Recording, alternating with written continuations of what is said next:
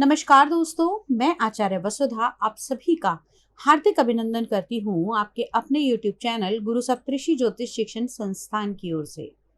दोस्तों, आज के इस साप्ताहिक राशिफल में हम बात करने वाले हैं 5 सितंबर 2022 से लेकर 11 सितंबर 2022 तक का ये सप्ताह कैसा रहने वाला है ग्रह गोचर की दृष्टि से आपके लिए।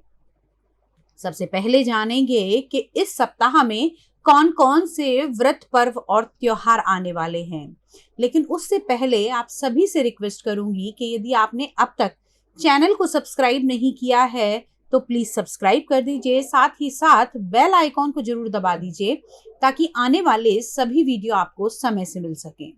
तो चलिए वीडियो की तरफ आगे बढ़ते हैं, बात करते हैं कि इस सप्ताह में कौन कौन से विशेष व्रत पर्व और त्योहार आने वाले हैं। सबसे पहले 5 सितंबर को शिक्षक दिवस मनाया जाएगा। इसी दिन श्री चंद्र नवमी का त्योहार भी है। इसे भागवत का सप्ताह प्रारंभ भी मानते हैं। दशमी तिथि का क्षय रहेगा तथा 6 तारीख को जो लोग सामर्थ्य हैं वो लोग पद्मा एकादशी रखेंगे, लेकिन वैष्णव जन 7 सितंबर को पद्मा एकादशी का व्रत रखेंगे। इसी दिन श्री वामन जयंती भी है। अब 8 तारीख से पंचक आरंभ होंगे। 9 तारीख को यानी कि 9 सितंबर को अनंत चतुर्दशी का व्रत रखा जाएगा।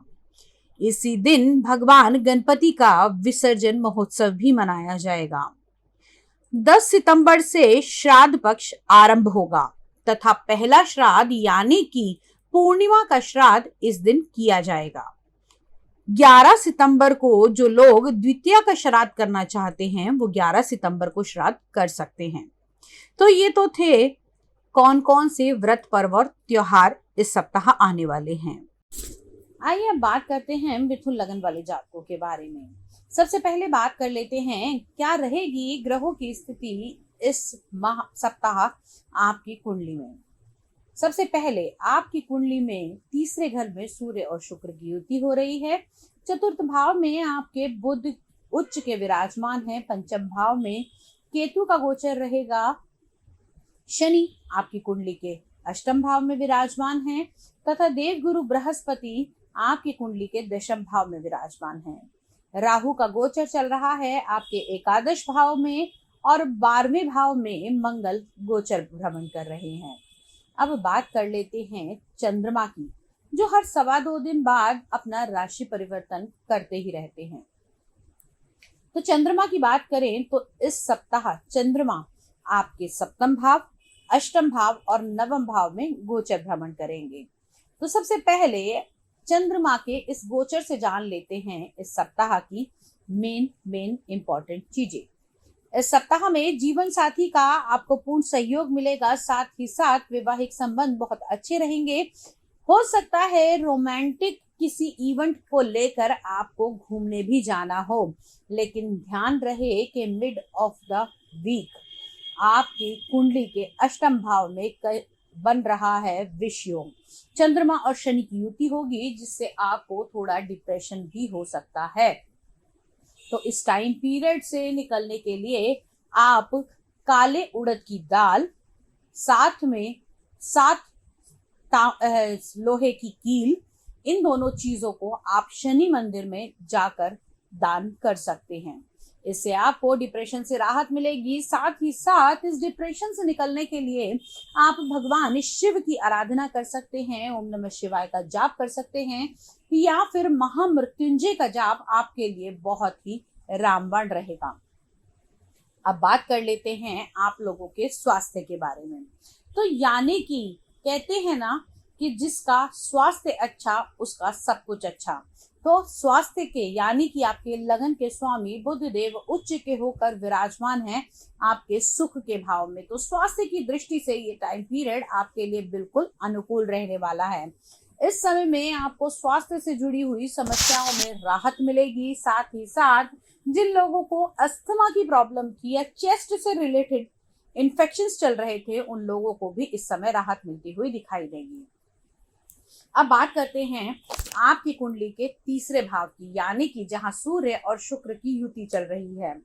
कुंडली के तीसरे भाव को हम बल पराक्रम, दोस्त मित्र, संबंधी, छोटी यात्राएं और जोखिम का भाव मानते हैं। यहाँ पर स्वराशि के होके सूर्य विराजमान है, तो आपके दोस्तों के साथ मित्रता घनिष्ठ होगी, लेकिन साथ ही साथ इस समय में थोड़ा सा अहम भी उत्पन्न होगा। मेरा दोस्त मेरे से अधिक कैसे, ये ईर्ष्या की भावना को अपने मन में ना आने दें और साथ ही साथ कोशिश करें कि जितना कम हो सके उतना पैसे का व्यय दूसरे को दिखाने के लिए ना करें, क्योंकि हो सकता है इस माह में आपको सिर्फ अपना बड़प्पन दिखाने के लिए, अपना स्टेटस दिखाने के लिए आप बेकार के खर्चों में पड़ जाए। अब बात करते हैं आपकी कुंडली के चतुर्थ भाव की, जिसे हम सुख स्थान के नाम से जानते हैं।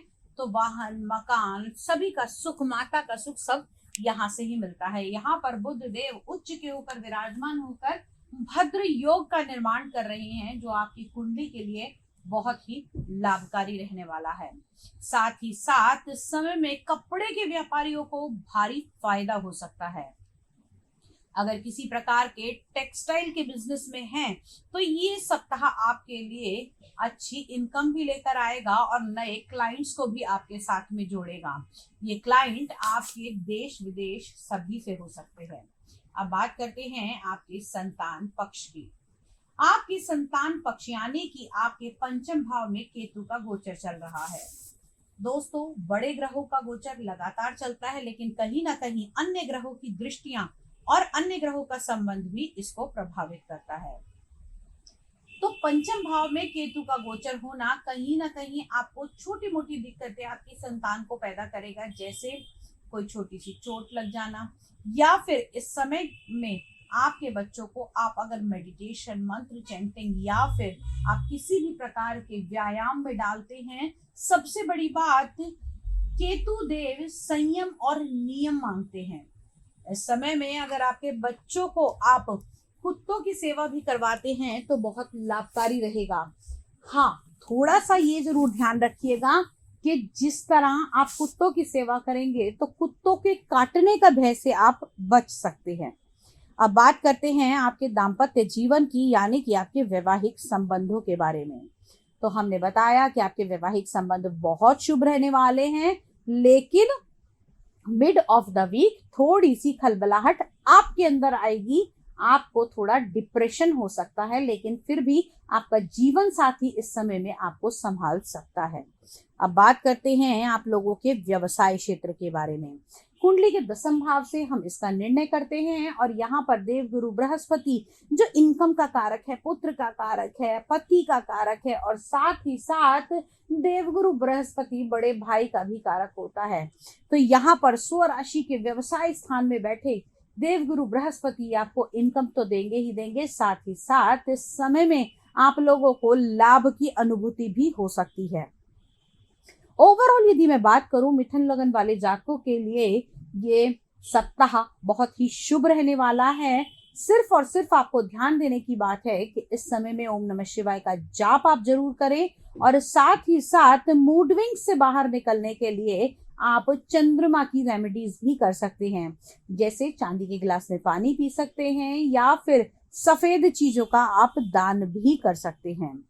दोस्तों, ये तो था ग्रह गोचर के अनुसार, लेकिन आपको बता देते हैं कि कौन से शुभ रंग रहेंगे और कौन से शुभ अंक रहेंगे इस सप्ताह आपके लिए। आपके लिए शुभ अंक रहने वाला है नंबर 7, और शुभ कलर रहेगा आप लोगों के लिए गुलाबी कलर। आज की वीडियो में इतना ही। अगले वीडियो में आपसे फिर से मुलाकात करूंगी, कुछ नया लेकर, कुछ इंटरेस्टिंग लेकर, और साथ ही साथ यदि व्यक्तिगत रूप से आप अपनी कुंडली का विश्लेषण कराना चाहते हैं, घर या फैक्ट्री का वास्तु कराना चाहते हैं, तो आप हमसे संपर्क कर सकते हैं।